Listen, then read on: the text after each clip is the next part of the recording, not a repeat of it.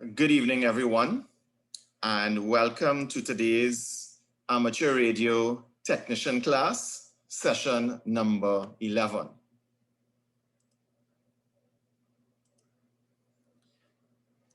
We have been progressing quite nicely, and we are coming towards the last couple of topics in the technician class. And this is where we are in terms of the entire syllabus that we have to cover for the technician class. Last class, we looked at electrical safety considerations. We looked at what grounding was, 3-wire outlets and plugs, the function of a fuse. We talked about capacitors storing a charge, the dangers associated with the shorting of battery terminals. We considered antenna and tower safety. We also looked at RF burns. We discussed the existence of electrical codes. We also looked into the bending and the lengths of the various ground connections. We also talked about what ionizing and non-ionizing radiation was. We discussed RF exposure regulations. We also looked into the concept of duty cycle, and we stopped on page number 54 of the No Nonsense Guide. We did not have any questions from last class, so we move on. So I did promise you last class to put up a couple of slides to show what some of the things we had discussed that we did not have references in the slide deck for. So on your screen, you'll see what a climbing harness looks like.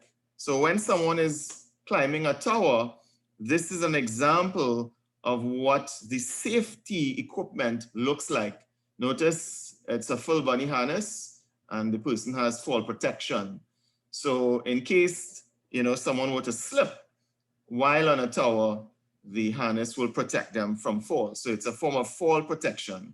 And this is what it looks like. We had also discussed the idea of a safety wire when we use turnbuckles for guy wires, all right? So remember, we have the guy wires that goes from the top of the tower to the ground, that keeps it steady. And at the ends, you have these turnbuckles that you use to tighten the guys. But we had talked about a safety wire, and this is pictorially what the safety wire looks like. So notice you have the turnbuckle here that you turn to tighten the guy wire, but you also have a safety wire that goes through the turnbuckle. And remember, we said that is for in case there's vibration that loosens this safety wire is added protection against vibration loosening the turnbuckle. All right, so just to show what the safety wire looks like around the turnbuckle. Also, we talked about grounding and bonding when it comes to the tower. So this is the base of your antenna tower. This is what your antenna will go on, but this is the base of it. So you have the concrete base and you have the vertical sections here. But notice we have ground rods. These here are ground rods. Notice we have 3 of them in the picture, 1, 2, 3. But also notice that the ground rods, apart from connecting to the base of the tower to ground the tower, so remember this tower is a metallic tower and we need to ground it off for lightning protection, for instance. But notice apart from the ground rod being connected to the base of each of the legs of the tower, notice that the ground rods are also bonded to one another. So notice this here, you have the bonding that is taking place. So apart from the connection from the ground rod to the tower leg, there's also the additional connection that bonds the ground rods together. In terms of duty cycle, we said, it's important to consider the duty cycle, especially when it comes to radio frequency exposure limits. But just to give a little idea of duty cycle, we had talked about if you use a hand mixer to mix a cake, or another reference is a drill that you might use. Some of the equipment is not meant for 100% duty cycle, meaning that you turn it on and leave it on for hours and hours on end. Some equipment, they will have a duty cycle, right? So just a visual as to what the duty cycle might be like. So for 50% duty cycle, it's off, and then it's on for 50% of the time, and then it's off for 50% of the time, and it's back on for 50% of the time, and so on. So this graph here constitutes a duty cycle of 50%. If we were to look at the graph below, we are off, and then we are on for 75% of the time, we are off for 25% of the time, we are back on for 75% of the time, and off for 25% of the time. So that is an example of 75% duty cycle. All right, so this is just a visual indication as to what duty cycle looks like. Also, in terms of grounding your station, where you have feed line that goes between your radio transceiver and your antenna, you have the coaxial cable that goes to a lightning protection device. This, for example, is a polyphasor lightning protection device that goes into your coaxial cable line, and it provides grounding protection, lightning protection, and so on. But notice the polyphasors, or the lightning protection devices themselves, are onto a metal plate, a copper grounding metal plate, all right? And that copper grounding metal plate itself is grounded to the external ground rods that you have. So notice the configuration. You have your coaxial feed lines, and you cut them, basically put on connectors and insert these lightning protection devices. And they're all connected to the copper grounding bar here, or metal plate. And that is connected to a ground rod via this grounding cable here. So notice the configuration, how you will ground your station. And this green wire here, this very thick green wire, goes to an external grounding rod outside. Also, we had discussed ionizing radiation. So this is just another visual to show you the difference between non-ionizing and ionizing. So on the left-hand side here, we have the non-ionizing radiation, radio frequency. You have light in the middle here, and notice on the right-hand side, you have things like X-rays and gamma rays and so on, right? And those are considered ionizing radiation, and certainly very dangerous. So we have to be mindful of the difference between ionizing and non-ionizing radiation. In terms of the calculation for RF exposure limits, we need to be aware of a couple of things. There are three ways in which we discussed how we can do that exposure limit evaluation. The first way is doing a calculation based on the FCC's OET Bulletin 65. OET is the Office of Engineering and Technology. That Bulletin 65, this is the front page of it here. That document goes through the process of how you do that calculation to evaluate power limits as far as RF exposure goes. The other way is that you can use a computer program. So you do calculation based on computer modeling. So this represents what a computer modeling software will look like. This is a web-based version, all right? So this is another way that you can do your RF exposure calculation. And the third way is by using an instrument to measure field strength. So on the right-hand side here is an example of a field strength meter that will measure the strength of an RF signal at various points, all right? So these are the three ways that you can calculate your RF exposure. And also we note that for the VHF part of the spectrum, we will need to do an RF exposure evaluation if our power exceeds 50 watts, all right? So that's what this graph shows here, or this table shows. It shows for the various bands and therefore frequencies, what are the power limits above which we need to do evaluations. But for the exam, they ask you about the VHF spectrum, what is the power limit? So 50 watts. So you notice for the entire VHF spectrum in the amateur band, 50 watts is what you need to remember as far as when you need to do an RF exposure evaluation for your station. Also, the maximum permissible exposure limit depends on the frequency. So notice the difference here. This is the frequency on the x-axis, and this is the exposure limit on the y-axis. So notice as we go up in frequency, the exposure limit changes. All right, so it goes down here, and then it bottoms out, it goes back up, and so on. So as the frequency increases, notice that it's not a flat line. Depending on the frequency, the maximum exposure limit changes. And for your exam, you will need to know that this dip that you have here, this trough or this bottom of the curve occurs in the VHF spectrum. So you will get a question that asks you, what frequency has the minimum exposure limit? And that answer is actually 50 megahertz, which is in the VHF part of the spectrum. So you will see that question that asks you a frequency that has the minimum. And that's how we get this. From this graph here, notice that the bottom of the graph is between 30 and 300 megahertz. And you may remember that as being the VHF part of the spectrum. And notice that 50 megahertz is inside of that VHF spectrum as well. So that's how we get that answer when we come to that question in the question pool. So you will come back to this and refer to it when we have that question.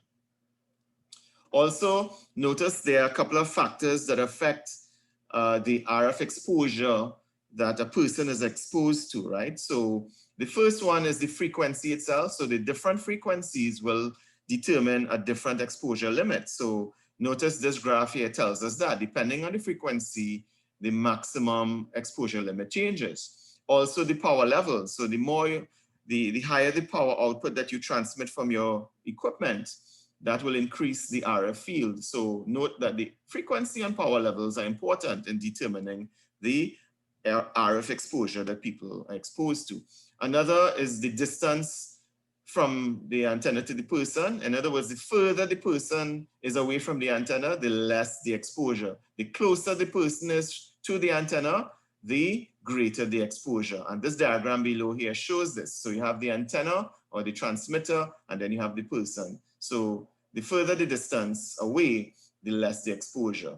Also, the radiation pattern of the antenna. If the antenna pattern is omnidirectional, meaning it's radiating in all directions 360 degrees, that is different than if the antenna is directional. And for example, like a Yagi or quad, remember those antennas that we looked at a couple of classes ago, where the antenna focuses all of the energy in one direction. That means that there's very little energy going in the back, but towards the front of the antenna, a lot of the energy is going in that direction. And if a person is situated in front of that antenna, then they will have a higher exposure. So just note that these are the things that affect the amount of RF that persons are exposed to. So we're getting a bit into the station setup. So as an amateur radio operator, we will have our radio or transceiver, but we need to power it. So one of the ways we can power our transceiver is using a power supply. We can also use a battery and so on, right? But note that whatever our voltage source, it needs to be the correct voltage, and it also has to be the current rating as well. You cannot have an underpowered power supply for your radio. So it's important to ensure that the voltage, typically 13.8 volts for most amateur transceivers, but there are other pieces of equipment that require different voltages and so on. And you need to have a sufficient supply of current. If you have an underpowered power supply, then you can have problems. Your radio may not perform, and you can also damage your equipment. So it's important to know that. And when we are connecting our power supply to our radio, we need to do so via a cable that is of sufficient gauge, or heavy gauge wire. We don't want to have losses in that wire, and we do not want the resistance to cause the voltage to drop and affect the transceiver itself. So note that we want that cable, that power cable that connects our radio to our power supply to be as short as possible. And we also want to use a sufficiently heavy gauge of wire for the current rating concern. Also, we had discussed that in amateur radio, we connect computers to the radios and we use it to do digital modes. So apart from using a microphone and speaking to someone on the other end of around the world, for instance, we can also connect a computer to the radio, as we saw. The reasons that we may connect a computer to a radio is that we may wish to log our contacts. That's why we may use a computer. So as we will see later on when we get to regulations and operating procedures, we have to write down the call signs of the persons that we talk to, the date and time and the frequency and so on. And that's called logging of the contacts that we make. So we need to do that. And sometimes we can do it via paper or we can use a computer to log those contacts. We also use the computer to send or receive signals such as CW, continuous wave. And remember, CW is associated with Morse code. So we can use a computer to generate Morse code and send it to the radio, and then the radio will transmit that out of our antenna and go around the world and communicate with someone. We had also discussed that we can use our computer to do digital modes. Remember modes like FD8 and GT65 and PSK31 and so on. We talked about those modes. Well, the computer is used to generate and also decode those signals. So the computer will generate the signal, the radio will send it out, and the radio will also receive signals, send it back to the computer to decode. So on your computer screen, you will type your messages that will go to the other end, and then you will also see on your computer screen the messages that you are receiving as well. But we have some connections that we need to make between our computer and our radio to enable that, right?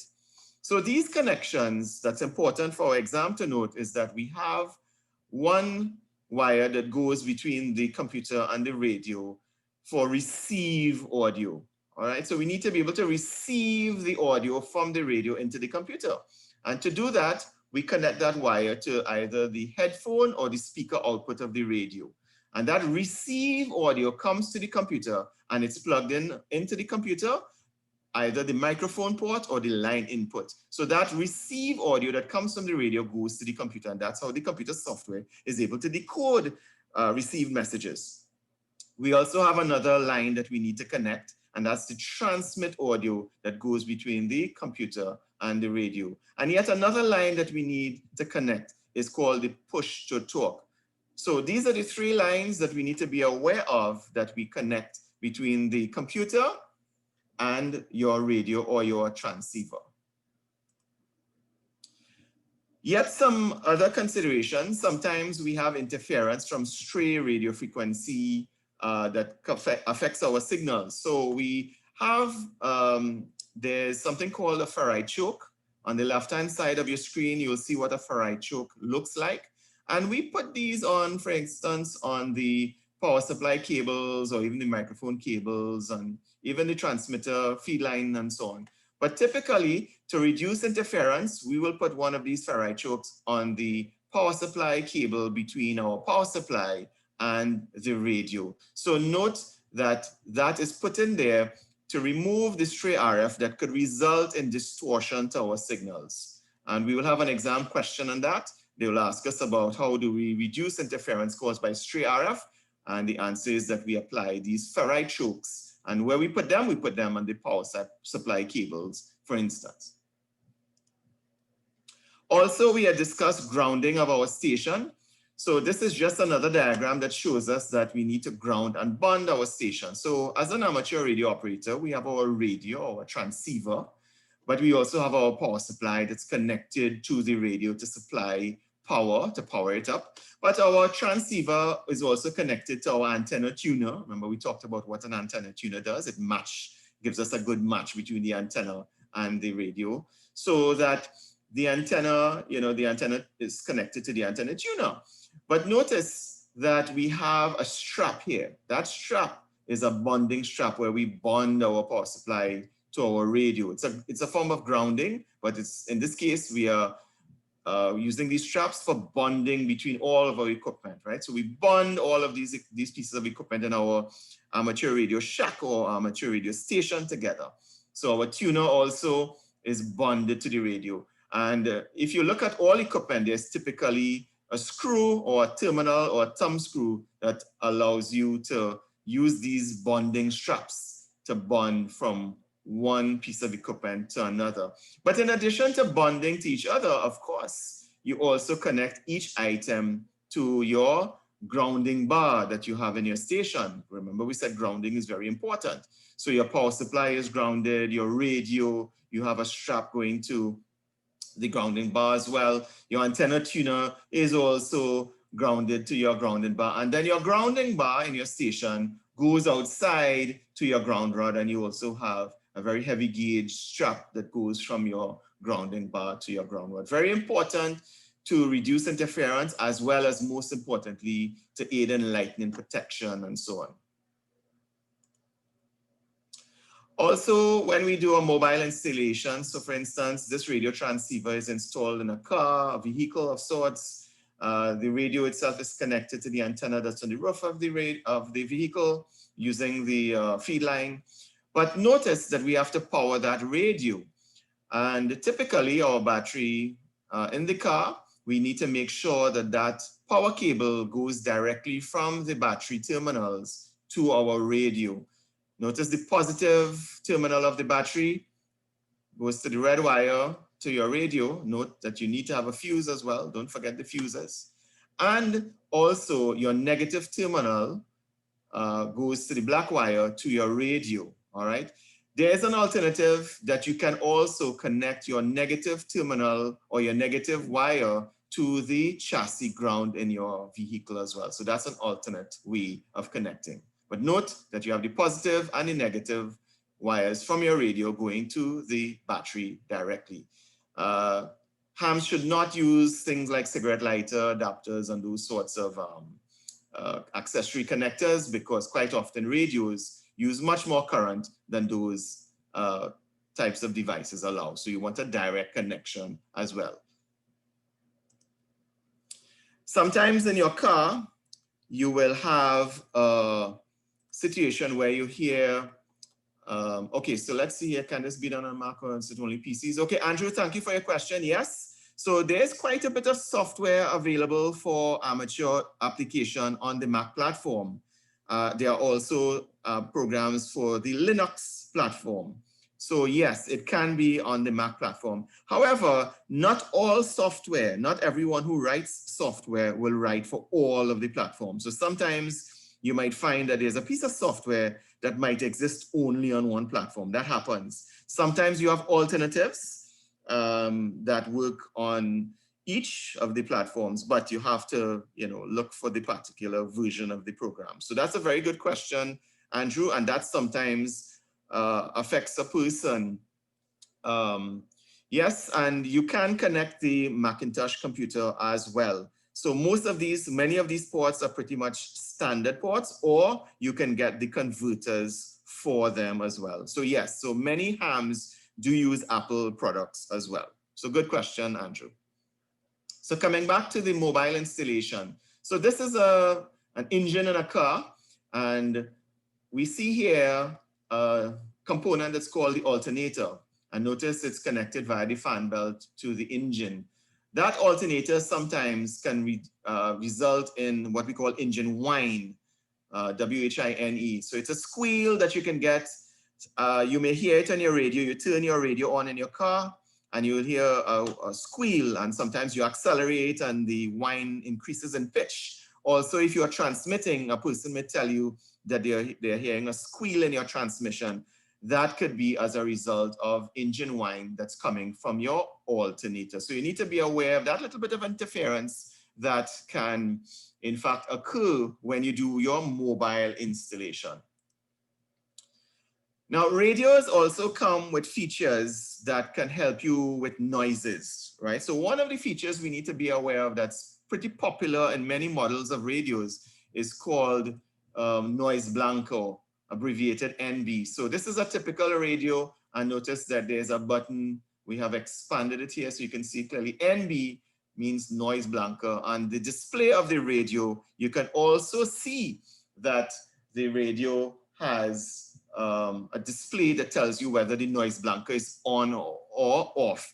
When you see NB here, that means the noise blanker is on. When you don't see it, that means it's off. And the noise blanker could help you with those sorts of noises that you hear that could cause a little interference, you know, so whines and squeals and hisses and so on. If you hear those things on your radio, you can use those signal processing techniques such as noise blankers. Press the button and the noise could either be reduced significantly or go away completely. So it's a feature of many radios, noise blanker. So we are going to look at some other features that you will find on a typical radio. So of course you have the power button and so on to turn the radio on. You have all the other connectors at the back of the radio. But for our exam, we are going to look at some very specific features and functions on a typical radio. So one of the knobs that you tend to have on a radio, and it may be a knob, the newer radios, it may be inside of a menu system, right? But the microphone or the audio frequency gain is what allows you to increase or decrease your audio going into your radio. So if someone you're talking to tells you you're sounding soft, your transmission is sounding very soft, your voice is very low, you can increase your microphone gain that will boost your audio into your radio, and hopefully the person will hear you a little bit louder. Or if the person tells you that you are sounding distorted, you're loud but very distorted, you may want to reduce or back off your microphone gain a little bit until the person tells you that you're sounding loud and clear. So that's one of the functions on a typical radio transceiver, the microphone or the AF, meaning audio frequency gain.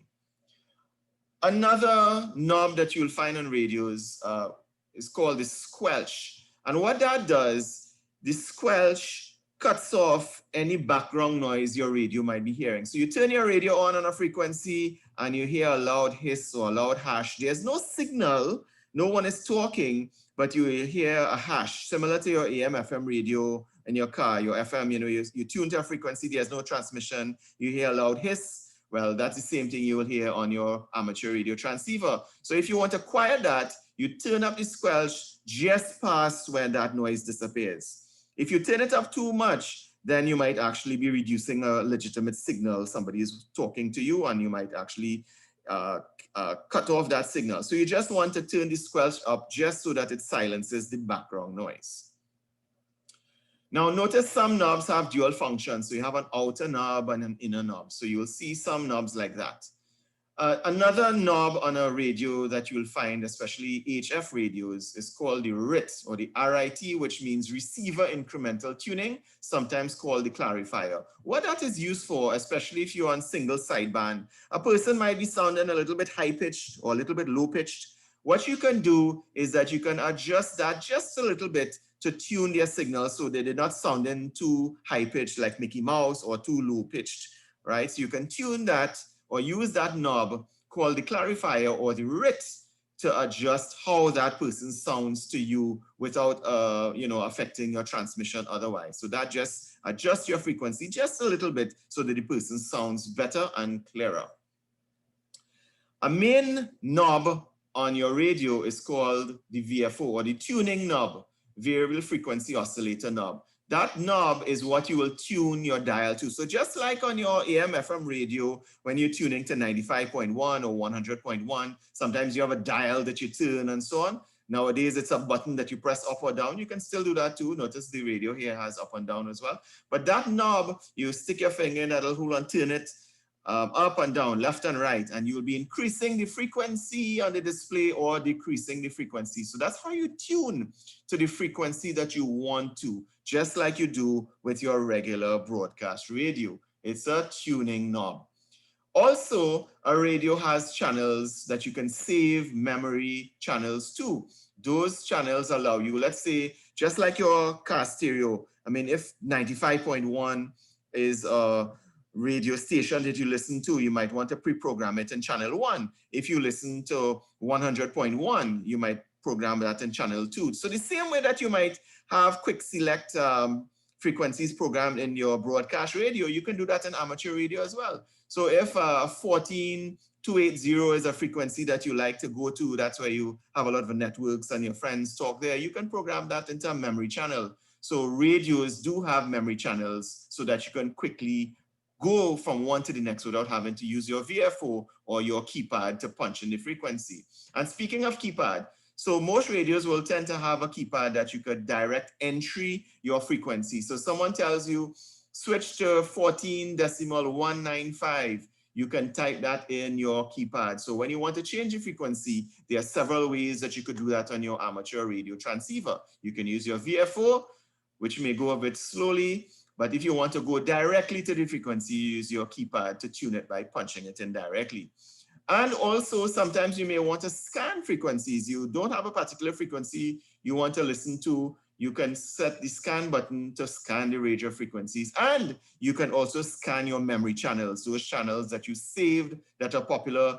You're not sure if there's a transmission right now. You're listening to one frequency, but you want to see if there's any other transmission that's occurring on any of the other frequencies that you have saved. You can press the scan button and it will scan through all of your channels that you have saved. So those are some of the radio features.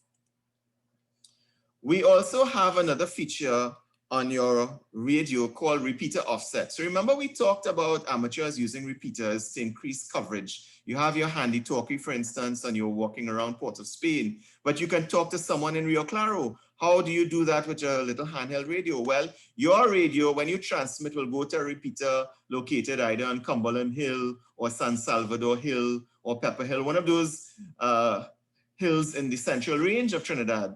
Or in Tobago, you have repeater sites as well. So wherever you are or anywhere around the world, you will find that there are towers with antennas on them for giving you a wider area coverage. So your handheld radio will transmit on one frequency to the repeater, and then the repeater will retransmit simultaneously on another frequency, and those persons listening to your transmission will hear you that way. So your radio, even though the range might be just a couple of miles from where you are, once you have a repeater that you can get access to, you transmit to that repeater, and that repeater gives you wide area coverage. But notice that the repeater frequencies are different for transmit and receive. So you send one frequency to the repeater and you listen on another frequency. And notice that when you program your radio, you have the concept of an offset. So there is a repeater in Trinidad and Tobago that transmits on frequency 147.930 megahertz, and the receive is 600 kilohertz below. So that is what we use typically on the 2-meter band in amateur radio. 600 kilohertz is typically used. And the difference between the transmit and receive for a repeater is called the offset. And notice on your radio, on the display, it's a setting that you can have. It can be anything, but typically 600 kilohertz is what that repeater offset is. All right, so another concept that we have also is the concept of receive bandwidth filters. So imagine you are listening to a CW signal that is, very narrow. You can apply a filter so that you can narrow what you're listening to. It doesn't make sense listening to a wide part of the band if you have or you're receiving a very narrow signal. Remember, we looked at the different bandwidths that were occupied by the various modes, CW, SSB, and so on, right? So when we are listening, we may wish to narrow, and what that can do is reduce the amount of interference from unwanted signals. So we don't really need to listen to the full bandwidth. We just want a narrow bandwidth for CW. We use a narrow filter. Or if we are listening to single sideband, we use a wider filter because we need to listen to a bit more of the spectrum. And therefore, we might change it to 2400 hertz for single sideband, that filter. Whereas for CW, we're just using 500 hertz. And notice that we have those filters capabilities in the radio. It's usually a button that we press to go from narrow to mid to wide. And this is just a comparison showing you here that, you have the narrow filter, you have the mid filter, and you have the wide filter. So if it's not very clear from looking on the left-hand side here, hopefully this one here shows you that the narrow filter is narrower than the wide. It's narrower than the mid, and the wide is wider than all of them. So the filters are used so that we filter out extraneous or all unwanted parts of the signal so we could focus in on the part of the signal that we want to. So if we only have a CW signal, maybe we can use a 500 hertz filter. So we just narrow into the CW signal and we don't go outside of it. If we are doing a voice SSB or single sideband transmission, well, if we use 500 hertz alone, we would truncate a lot of the signal. So we need to use a wider filter. So we need to use 2400 hertz as a filter for single sideband. Also, a feature of a microphone on a radio is called the push-to-talk. So in order to transmit, we need to press that PTT button or the push-to-talk button on the microphone, and that is what will engage the transmitter. And when we speak into the microphone, our voice goes into the radio. So that can be an actual physical button, or if you're using a computer to connect to your radio, it's a signal, a PTT signal that goes from your computer to your radio. But bear in mind, push-to-talk or PTT is the functionality that causes your radio to go into transmit mode. So at this time, we will take a 2-minute break. Please take a stretch, get some water, have a bathroom break, and we'll be back in 2 minutes.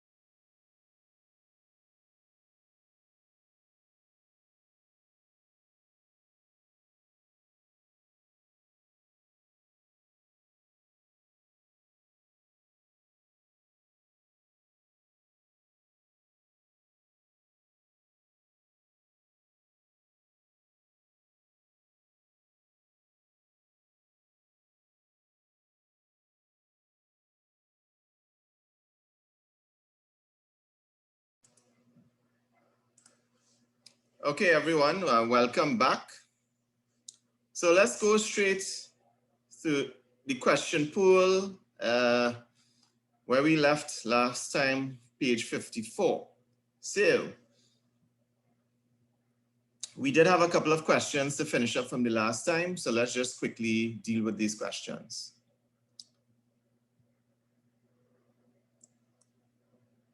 Question is, why do exposure limits vary with frequency? So remember when we had looked at this slide that shows that various frequencies affect the body differently. There was a graph that shows there's a difference as you go up in frequency, the exposure limit changes. The reason is that the human body absorbs more radio frequency energy at some frequencies compared to others or than at other frequencies. Right? So just bear that in mind. That's why there are different exposure limits for the different frequencies. Remember that table that we showed with various amateur radio bands? There was a different exposure limit for each, simply because the human body absorbs more radio frequency energy at some frequencies than others. All right, so this is the question that I would have mentioned to you while we were going through the slide deck. Which of the following frequencies has the lowest value for maximum permissible exposure limit? So recall that we showed where the graph had a trough bottomed out. Well, that was in the VHF part of the spectrum. Well, 50 megahertz is a frequency in the VHF part of the spectrum. Remember, VHF is between 30 and 300 megahertz. So that's why 50 megahertz is the correct answer, because 50 megahertz is in the VHF part of the spectrum where the graph bottoms out. What factors affect the RF exposure of people near an amateur station? Okay, so again on the slide deck, we did go through these. So just quickly, all of these choices are correct. The frequency and power level of the RF field, the distance from the antenna to the person, as well as the radiation pattern of the antenna. All right, so let's just move along. Okay, so here's an interesting question. If it is when you do your assessment, you find that you're in excess of the limits, what do you do? So that's what this question is about. Which of the following actions might amateur operators take to prevent exposure to RF radiation in excess of the FCC supplied limits? So if you find that you're going to end up exceeding the exposure limit, one of the things that you can do is to relocate your antenna, right? You can put it higher, you can put it further away so that the exposure limit is not crossed. They also make the point here that you can also lower the power limit, or you could reduce your duty cycle, which is transmitting less. But for the purpose of the question pool, the correct answer is to relocate the antennas. In other words, move it further away. Okay. How can you make sure your station stays in compliance with the RF safety regulations? The answer is that you need to reevaluate the station whenever an item of equipment is changed. So if you change your amplifier, you change your radio, you change your antenna, you will need to do a reevaluation of your station. Okay. So let's go straight into some of these questions because we touched on the theory during the slide deck. Why should wiring between the power source and radio be heavy gauge wire and be kept as short as possible? Why is that? Well, we said that the reason is to avoid the voltage falling below what is needed for proper operation. Right? Remember, if we use too thin a gauge wire, we might have a voltage drop.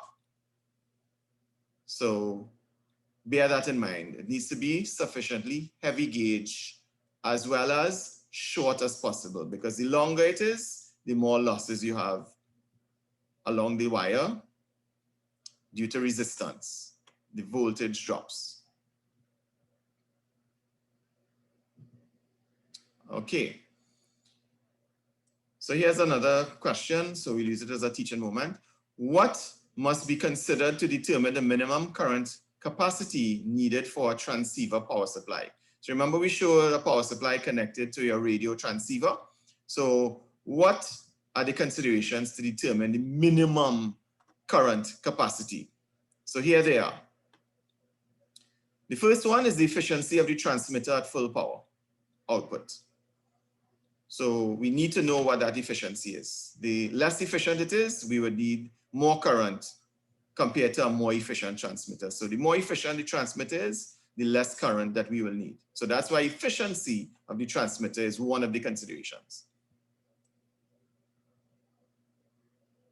Also, we need to be mindful of both the receiver and the control circuit power of your radio. So those are circuits in your radios, the receiver section as well as the control circuit.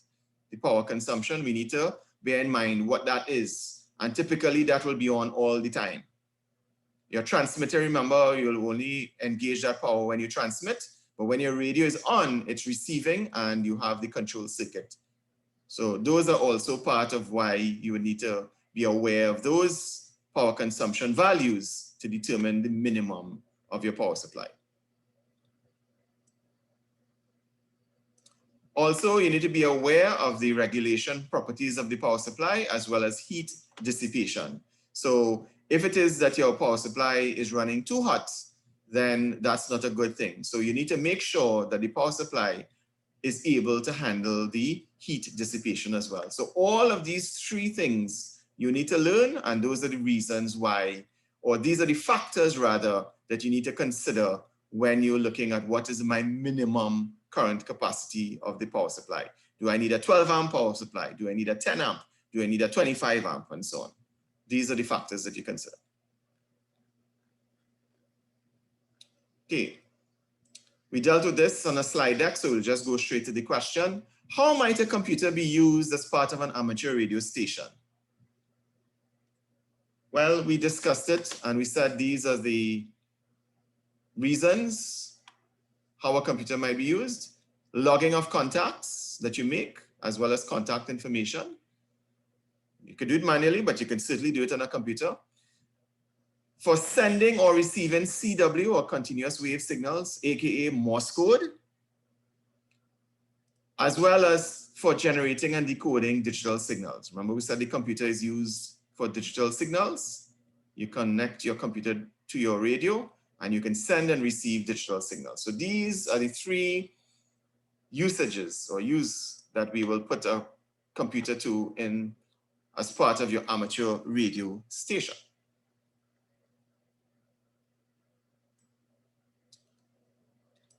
All right, so this question relates to one of our slides in the slide deck. Which of the following connections might be used between a voice transceiver and a computer for digital operation? So remember the diagram where we showed the radio on the left-hand side, the computer on the left-hand side, the radio on the right-hand side, and we showed three lines? These were the lines: receive audio, transmit audio, and push to talk. So you just simply need to learn that. Those are the connections that you make between a radio and a computer for digital operation.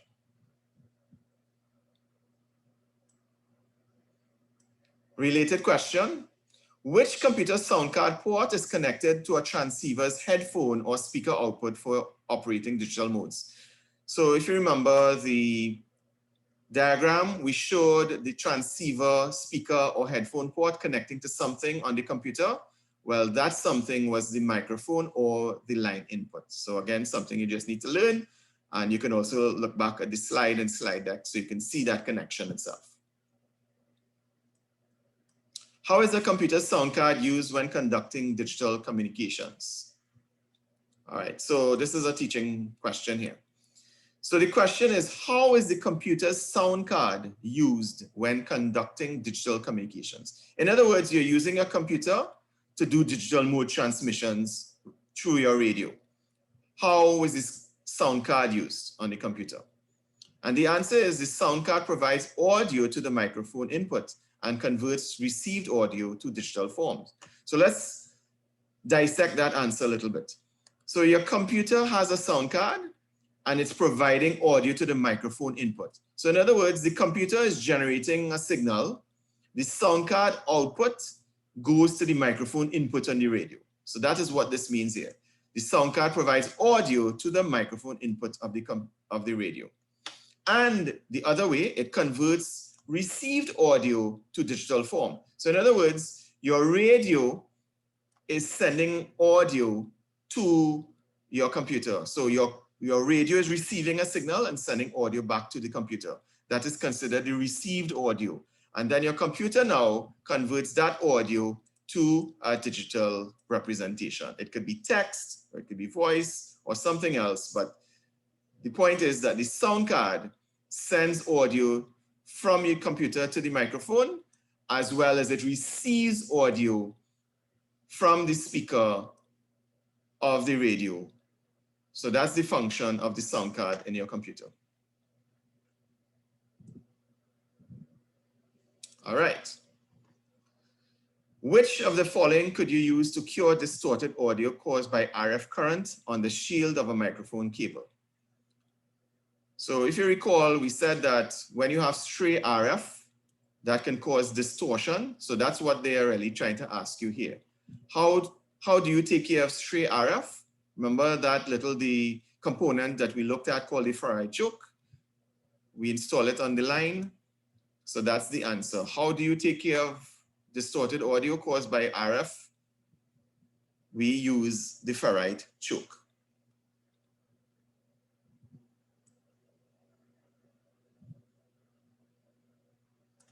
All right. Okay, before we go to this question, let's just deal with this bit of theory here. So they're telling us that good grounding techniques can help you avoid interference problems. So remember we said the importance of grounding and bonding. When grounding your equipment, you should connect the various pieces of equipment to a single point. So remember we looked at the ground bar or the metal plate. That's a single point that they're talking about. They say also keep leads short and also use a heavy conductor to connect to ground. Question in the question pool. Which of the following conductors provides the lowest impedance to RF signals? What they're really asking you there, what should you use to connect or bond your equipment together or connect your equipment to the ground bar? The answer is a flat strap. So remember the flat straps that we saw in the diagram? That's what they're asking.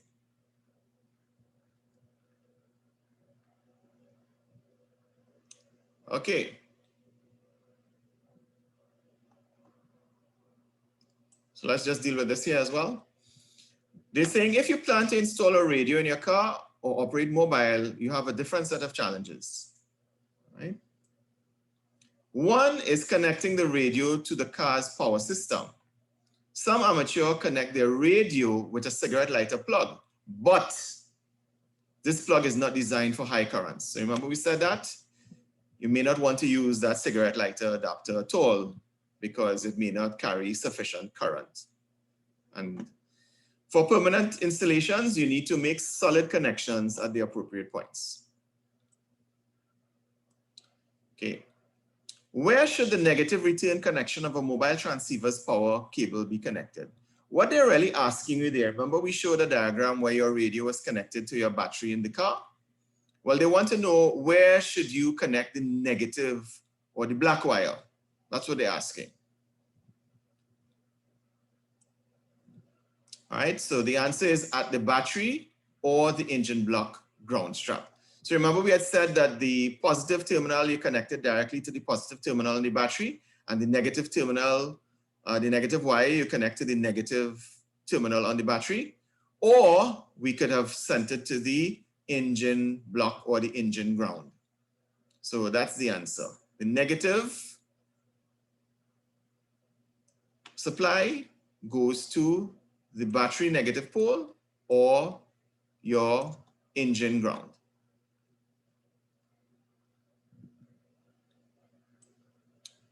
All right.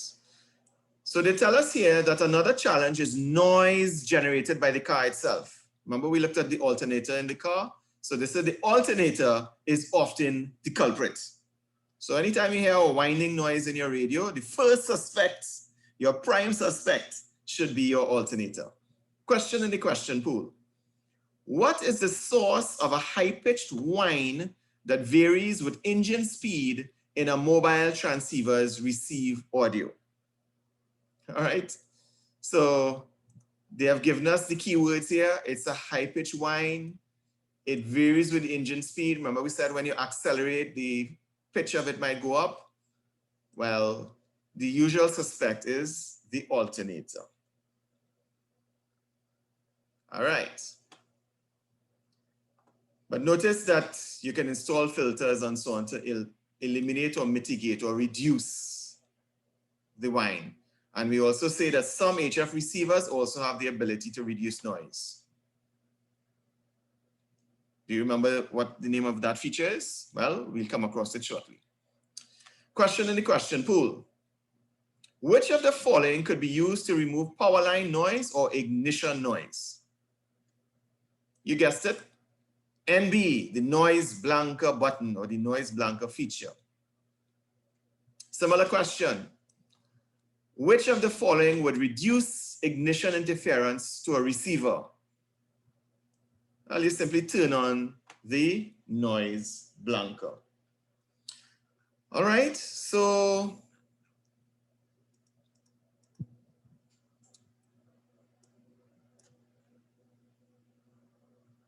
let's go to some more of the questions. We have a couple minutes left, so let's deal with some more of these related questions. What may happen if a transmitter is operated with the microphone gain set too high? Remember we said what will happen? You might get a distorted transmission. And that's the answer. The output signal might become distorted. So what you do is you reduce the microphone gain. Which of the following can be used to enter the operating frequency on a modern transceiver? In other words, how do you tune your radio? You use either the keypad or the VFO knob. Remember that big knob to turn? Variable frequency oscillator knob. You either turn that knob or you do a direct entry in the keypad to change your frequency. Just like you do your broadcast radio when you want to listen to your favorite FM station. What is a way to enable quick access to a favorite frequency on your transceiver? Well, just like you do in your broadcast stereo in your car or in your house, you store the frequency in a memory channel.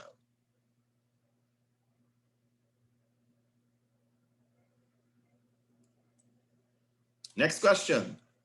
Which of the following is a use for the scanning function of an FM transceiver? So remember we said there's a function called scan? Well, we use it to scan through a range of frequencies to check for activity.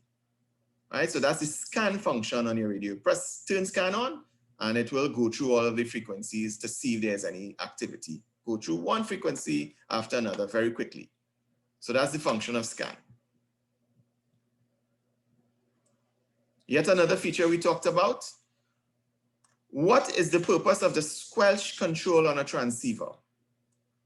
The purpose is to mute the receiver output noise when no signal is being received. Remember that hash that we talk about? You hear that hiss all the time. You don't want to hear that all the time if there's no signal. So you use this squelch to mute it or reduce it or eliminate that noise. Note here, they say that if the squelch is too low, you will still hear the noise, or the radio will still sound noisy.